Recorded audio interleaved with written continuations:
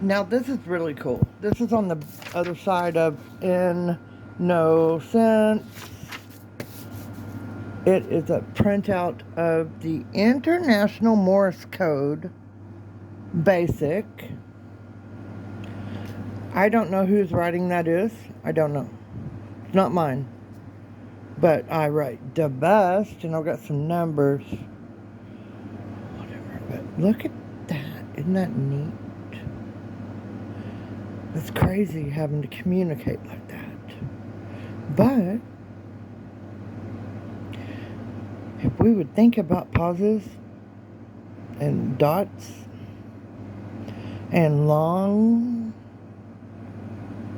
dot long dot, we might understand a little better on a deeper level. Yep, bye.